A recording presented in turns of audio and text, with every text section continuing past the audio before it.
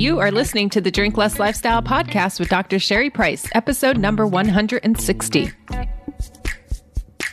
Welcome to Drink Less Lifestyle, a podcast for successful women who want to change their relationship with alcohol. If you want to drink less, feel healthier, and start loving life again, you're in the right place. Please remember that the information in this podcast does not constitute medical advice. Now, here's your host, Dr. Sherry Price. Well, hello, my beautiful friend. Welcome back to the podcast. And if you are new here, welcome as well. Today, I'm excited to dive deeper into intermittent fasting, as I've seen this to be an incredible tool for women to really lose weight or maintain their weight, to banish food cravings, and so much more. So I wanted to do a deeper dive and a part 2, highlighting some additional benefits that go above and beyond what we talked about last week. And speaking of last week, we talked about how there really is no evidence to support that eating small meals, say 4 to 5, 6 meals throughout the day, or constant grazing leads to any benefit on weight loss or improving your health in any way. And rather, instead, eating 3 meals a day and not stacking and making sure that these meals are appropriately structured will reduce your overall hunger and you will feel fuller.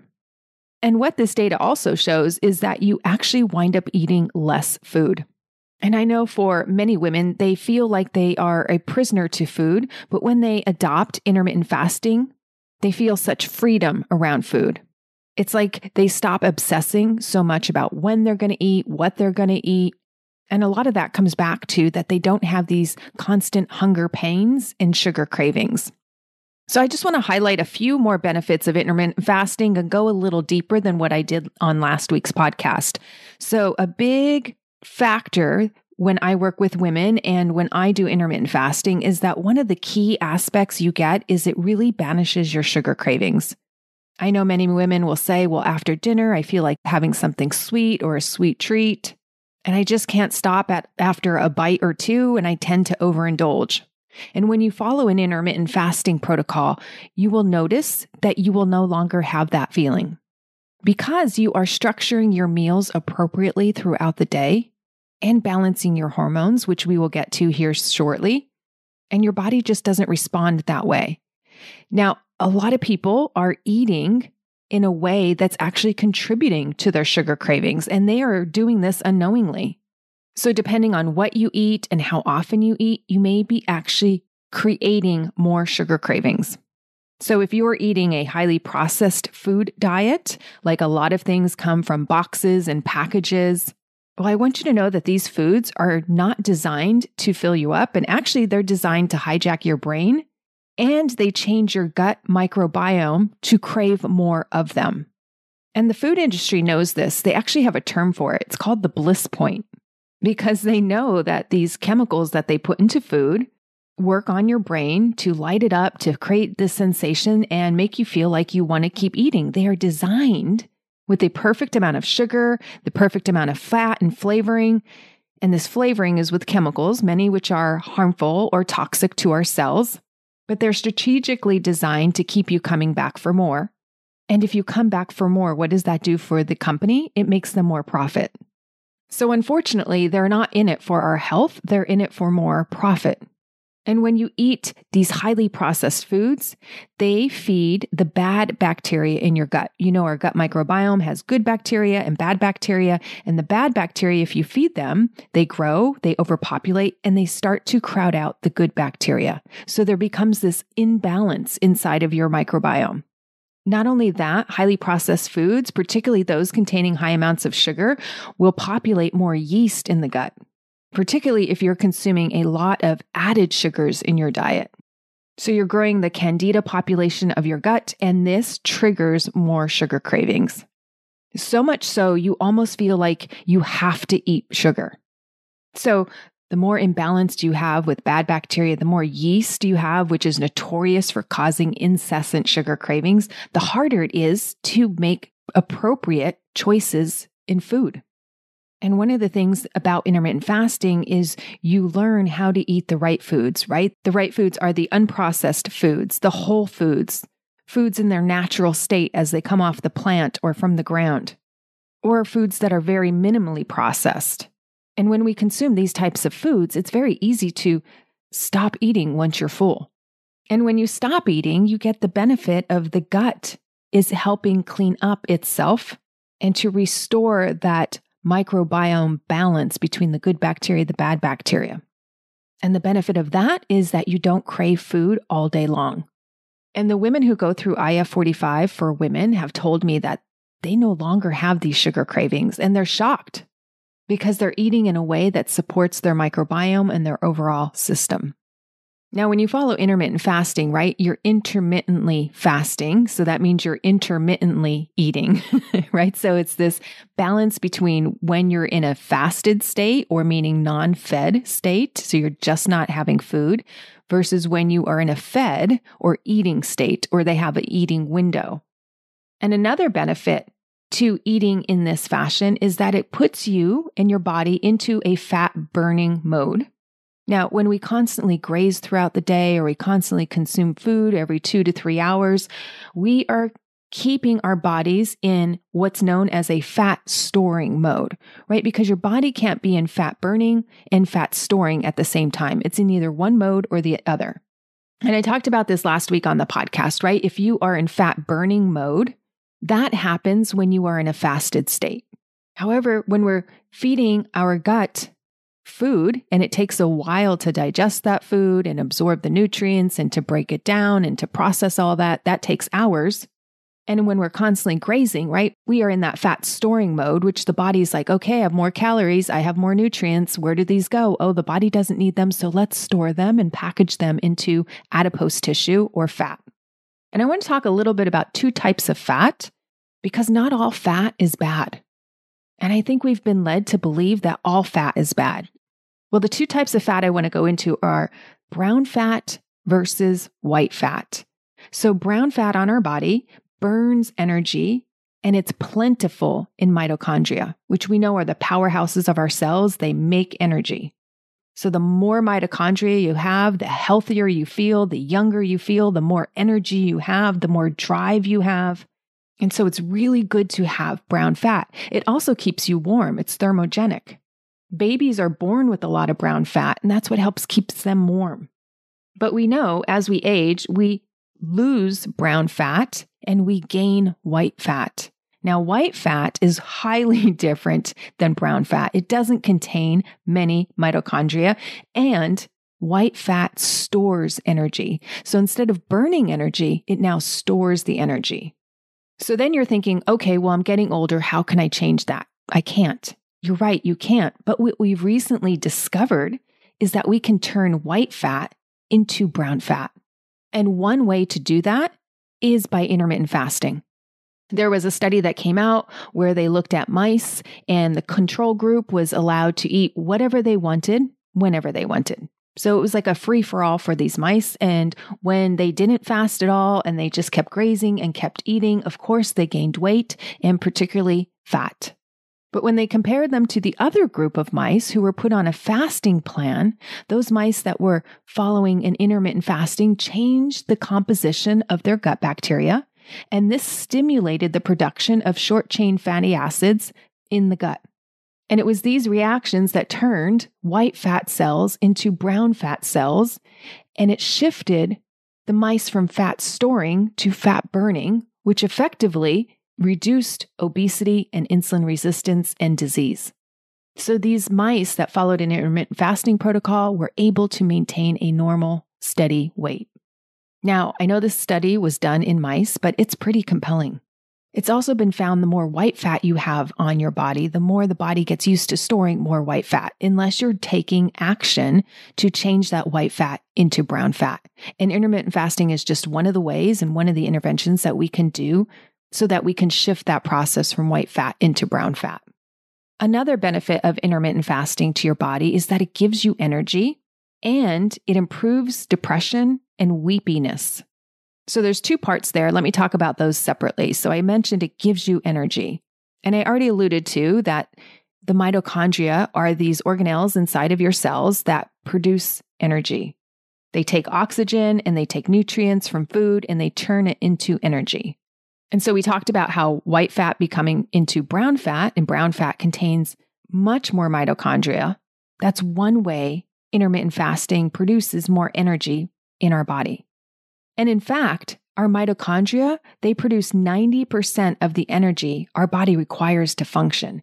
Just think about it. We need energy to break down food. We need energy to pump the heart, energy for our lungs to be able to breathe in air and breathe out carbon dioxide, energy that's needed for our brains to think and to compute and to function, and energy for our hair cells and our skin cells to rejuvenate and to grow. Like every organ system in the body requires energy. Our immune cells need it, so we fight off pathogens and bacteria and diseases, especially as we head into winter. And not only that, we know it doesn't feel good when we feel sluggish, when we say we don't have enough energy to do our side projects, or maybe we want to play, or go to the gym, or do work, or make dinner, or just naturally daily functions of living. They get harder to do when we have less energy. And I know for me, and my clients have found this too, is that when they follow intermittent fasting, they have much more energy. It's like they get hours to their day. First of all, they're no longer consumed thinking and eating so much, so that frees up time. Plus, their body is making more energy. Now, when you join Intermittent Fasting 45 for women, I send you out a book, and the book that I send you out goes into the science of all the different ways our mitochondria are supported and improved by just this one simple method. It'll also tell you other methods that you can do to improve your energy, improve your mitochondria, and we talk about those on our calls. But this is just one thing you can do that's in low-hanging fruit. So easy to do and implement into your life. So the book will talk about pathways with NAD+, the sirtuins, the AMPK, and ATP formation, all of that, which is much too scientific to go into this podcast. But the great news is that we now have this information and we can put it into action. And I think we can all really resonate with this, right? If we start eating crappy for a couple of days, like maybe we overdo it on Thanksgiving or overindulge at other times, we feel it. We become tired, we become lethargic, we don't get anything done, we just want to sit on the couch and watch TV. And yes, taking breaks is fine, but we just don't want our life to look like that day in and day out. And I love that when women start fueling their bodies appropriately, they talk about all this energy that they have. Now, the second part of this is I said it gives you energy and it improves depression and weepiness. So let's talk about mood, because intermittent fasting improves mood. So we're going to go back to the gut lining again. We talked about the gut lining and how important it is, because we know that 70% of our immune cells are in the gut lining. And we also know that the gut produces over 90% of our serotonin. Serotonin is our neurotransmitter that is vital. It helps us with clotting, other functions in our body, but it's most notably known for stabilizing our mood and our happiness. You may have heard of drugs like Paxil or Prozac, and those are selective serotonin reuptake inhibitors, or SSRIs, and they are prescribed for people with depression. And so when our gut is compromised by an overgrowth of bad bacteria and they crowd out the good bacteria, our gut lining cannot make the amount of serotonin needed to stabilize our mood. So when the gut is compromised by being in a chronic fed state, our levels of serotonin are impacted. Plus, we know as women go through perimenopause and menopause, there's hormone fluctuations. That's a time of weepiness. For a lot of women, they come to me and they're like, I'm just not as motivated, or I'm feeling sad, or I have more anxiety and I just don't know what's causing it. Well, it's these hormone fluctuations, and it could also be coming from your diet. And we know depression affects more women than men, particularly in midlife. I know us women, we deal with these hormone shifts, right? As we go through perimenopause, we're losing our estrogen, we're losing our progesterone, our testosterone is tanking, and our cortisol is skyrocketing. And we become less stress resilient. We become more stress sensitive. And so these little things that used to not bother us now begin to really bother us and cause us to cry or be weepy. And one way to combat that is to heal our guts. And one way our guts heal is when we don't feed it food all the time. When our guts are at rest, meaning they're not in the presence of food, there's no food around, the food has been totally digested, the gut now goes into repair mode. and it wants to restore itself so it can function better for the entire body. It can do the activities it's meant to do, like produce immune cells, produce serotonin, do so much more, so that we stay regulated. And if you look at the testimonials of the women who go through IF45 for women, many of them will talk about how they feel happier, they feel healthier, they feel better. They're not so depressed. They're not so anxious. And I always like to remind people, mental health is also about how we treat our bodies, right? What we eat, how we eat, when we eat. That's all very important to not only our physical health and how we look and if we gain weight or if we don't, but also our mental health. So the fourth benefit I want to cover on this podcast that you get from following an intermittent fasting lifestyle is that you become metabolically flexible. And maybe you've heard this term, metabolically flexible. It's quite popular right now in the medical literature. Many podcasts that I listen to are talking about becoming metabolically flexible because of the recent data, which I will go into here shortly, is alarming. So metabolically flexible, let's just define that. That's the ability of your cells to switch between using carbohydrates as a fuel source. So when we eat sugar, when we eat a lot of carbs or processed foods, right, our cells can use that as an energy source. But it's also that your cells can switch over to using fat as a fuel source. And I'm not just talking about the fat we eat, right? There's some fat in avocados. That's very healthy fat. There's healthy fat in olive oil. It's not just that fat, but breaking down the fat that's like living in your body, the fat in your belly, the fat for me on my thighs, right? Being able to utilize fat on our body as a fuel source. So it means if you're metabolically flexible, you will burn carbs when you eat them. You will burn fat when you eat it, and you will burn your own fat when you are not eating and following an intermittent fasting protocol. So I love this visual that I have. When I am not eating, I just imagine that there's like these little Pac-Man cells in my body. Call them microphages, whatever they are. There's these little Pac-Man cells. And if I'm not eating and my body feels like it needs energy, it just goes down to my thigh, chomps away some fat, and uses that fat for energy. And so I just imagine all these little Pac-Man cells at my thighs, just chomping away at them. And my thighs are losing weight and I'm burning fat while I'm fasting. I think that's such a benefit that I give my body. Now, the benefit of that, just think beyond that, right? If you are burning fat for fuel, that means you're not tired, you're not sluggish. Quite the opposite. You feel energized because your body is still getting fuel. It's just not coming from food or food that you recently ate. It's coming from your body.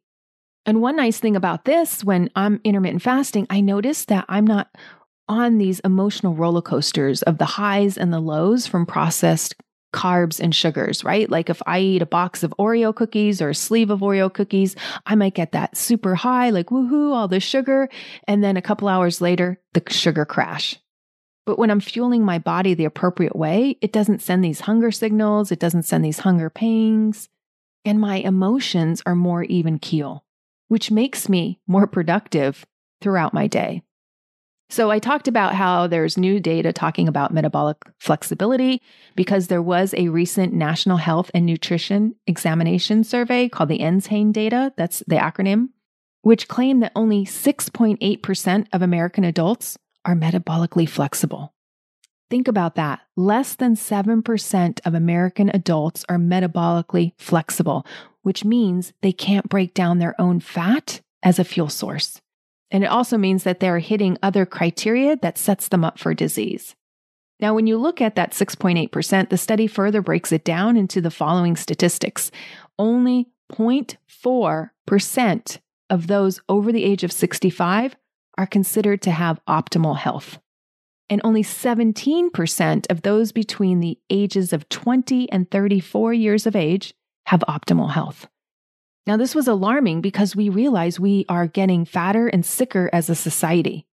And the same study published data in 2019 that said 88% of Americans have at least one feature of poor metabolic health. And I could go over the criteria with you. If you want to look at what is metabolically healthy, what are those criteria, you can look it up online as well. But the message I want us to hear is like, if we're allowing the food industry to tell us what to eat, we will not be selecting the right foods because their primary goal is profit-driven, not health-driven.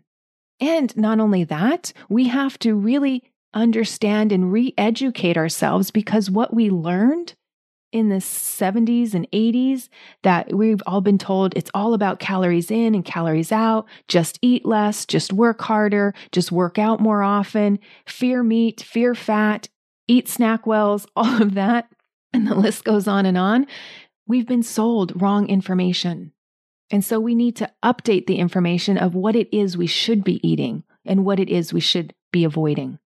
I've had to do this re-education for myself, and I remember doing this and getting so angry. I'm a healthcare practitioner, and the data that I've been told, even in pharmacy school, was wrong. That made me mad. That's why I'm so passionate about putting out this information and sharing it with you all, so you don't make the same mistakes, so we can correct as a society and become healthier and happier. And that's why I've developed new programs around this, because I realize women don't know how to take care of their bodies. And as I learn this information, I want to share it with you.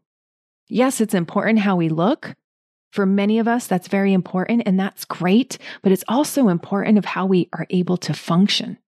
I don't want to go into my 70s and 80s and 90s and not be able to function with the best health that I can, and that means I need to take steps now in my 40s and 50s. That means I don't define my health by the number on the scale, because that is a poor marker of health. That doesn't tell you much, how much you weigh.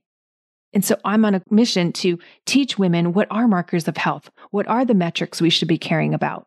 And yes, they may impact the scale in a positive or negative way, but it could mean that maybe you were underweight because you were under-muscled, and now that you have more muscle and have more flexibility and are stronger, the weight may change. It may go up or it may go down, because as you gain more muscle, you're going to lose fat. And that's what we talk about in Tone in 10 a lot, is what are the metrics you are using that signify true health, not false health. And the last thing that I want to talk about on this podcast that's a major benefit to intermittent fasting is that sometimes people will say, oh, it's just one small change, but I have to do so much more. And I will tell you that when you just take that one small change, it leads to big results. Now, I want to share what one of my clients had said, because I know I'm saying how this has impacted my life, but I want also you to hear how it's impacted the lives of others who've been through IF45 for women. So Jennifer says, I've hit a weight loss plateau and couldn't get motivated to do anything about it until I joined this program. I've stopped snacking. I'm eating more protein. And so far I've lost over 5 pounds, and the shape of my body is shifting substantially. So we think we have to do all these things, ladies, but focusing on one small thing that can cause more change in your life is huge. A lot of times we want to feel so overwhelmed. Well, I don't know what to eat and how to do this. And I should be going to the gym, and I should clean out my pantry, and I should. And then we wind up shoulding all over ourselves, but not doing anything about it. So I want to remind you that one small change creates big results, particularly if you're consistent over time. And you really have to corral your brain, right? Because it might say, oh, this won't work. Oh, just one small change. But what if it could? What if you could lose weight, banish your sugar cravings, improve your mood, have your clothes fit better in just 45 days?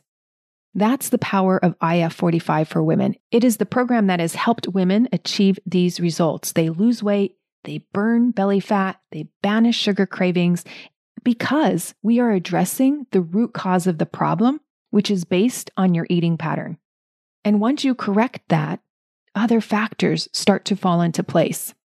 I remember when Sarah came to me, she was feeling so dejected. And she said, I'm not making smart food choices. I know I'm not being healthy. And I got a chronic disease diagnosis just recently. And she said that the changes I've experienced in this program have been amazing. I've cut out processed foods, stopped snacking, and I have no hunger pains. It is so hard for me to believe that this has happened to me. My waistline is smaller and my sex drive is coming back. I feel really good about that. As you should, Sarah. That is amazing. Just because we enter into perimenopause and menopause doesn't mean we have to accept weight gain and low sex drive as a normal part of the aging process. I want to empower you to take back your power, to be in control, and to get that back so we can live more healthy and fulfilled and happier. And one way you can do this is by following an intermittent fasting protocol. And that's what I teach women to do in Intermittent Fasting 45 for women, which I just shortened to IF 45 for women, because it'll show you and teach you the how, the what, the when, and the why to eat. So no, this is not a meal plan. You have to make these meals or you have to eat these certain foods. It's really adapted to your lifestyle and your preferences, what foods you like. And it's really important to go through all 4 of those components: the how, the what, the when, and the why we eat. Most people just want to focus on the what. What do I eat? What do I eat? Tell me what to eat. And yes, you will get that, but the how is really important. Most women are eating on the go or eating in a mindless, unfocused fashion, and that promotes more fat storage, more weight gain, and more stress on the body, which means your cortisol goes up, which means your belly fat goes up. But rather, I want to teach you to eat in a way that nourishes your body, calms and supports your nervous system, so your nervous system feels safe to lose and drop the weight. And that's when you burn the fat. So how you eat is very important. Now, what you eat is really important as well, right? Do you know how to select macros? Do you know what profile your body needs of macro selection? How much protein, how much fat, how many carbs to eat? Are your macros aligned with what you want to accomplish? How much protein are you getting in a day? If you're not getting at least 90 grams of protein, you may not reach your weight loss and muscle building potential and goals. I see a lot of women eating too little protein and it works against them. And they're hitting the gym and wondering why they're not getting results. Well, they're not fueling their body appropriately. And without the appropriate raw material, your body cannot build more muscle and it will become weight loss resistant. How many carbs are you getting a day? I see a lot of women not knowing this part and having too many, which works against their goals. And then they wonder why they're not losing weight or feeling better or feeling happy or whatever their health goals are. How you structure your meal is incredibly important.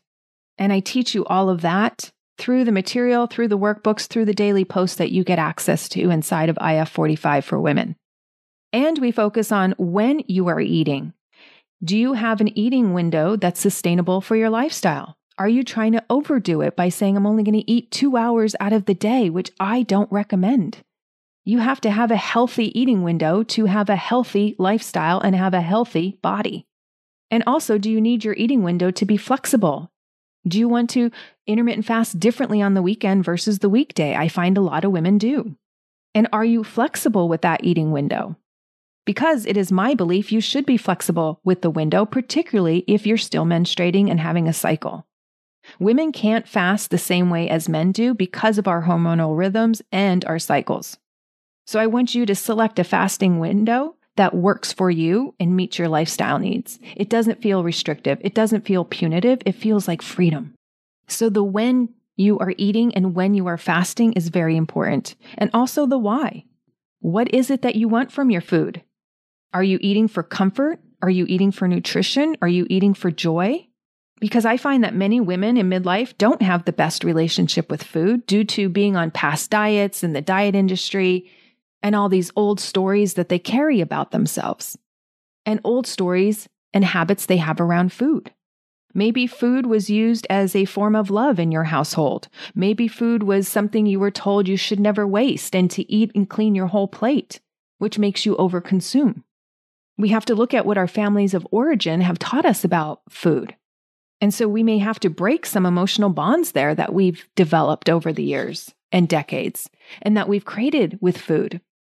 And if you're going to have food, I want it to be enjoyable. This is not a punitive bad girl thing. This is an amazing thing. We live and need food. We need food for our survival.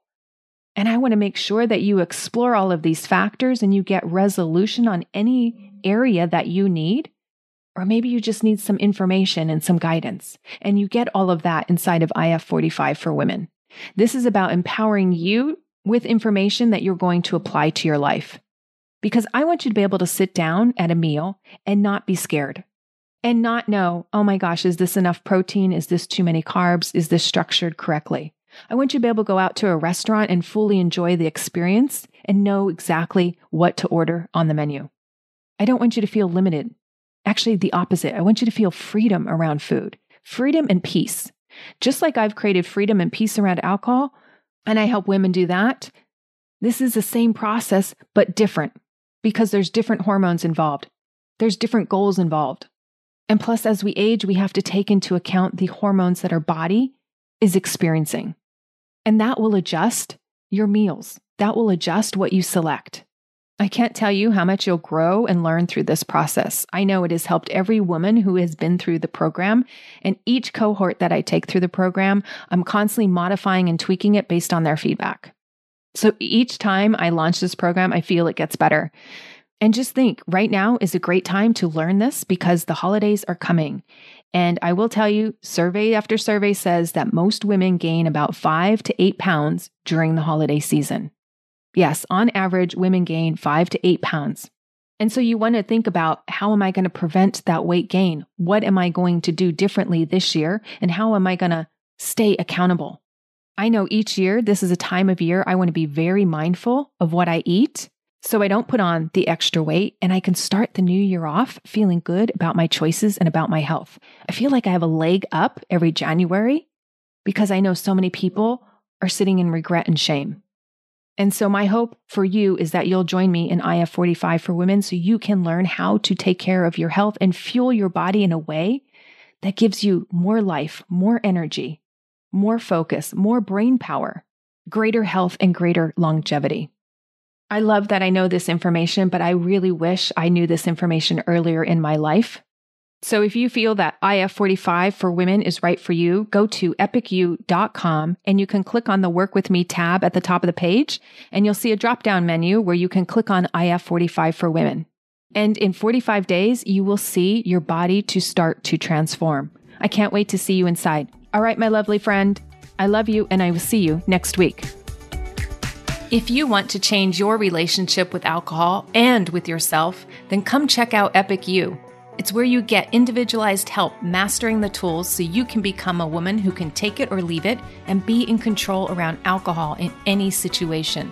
Epic You is the place for women who want to be healthy, confident, and empowered to accomplish their goals and live their best life. Come join us over at epicu.com/epicu.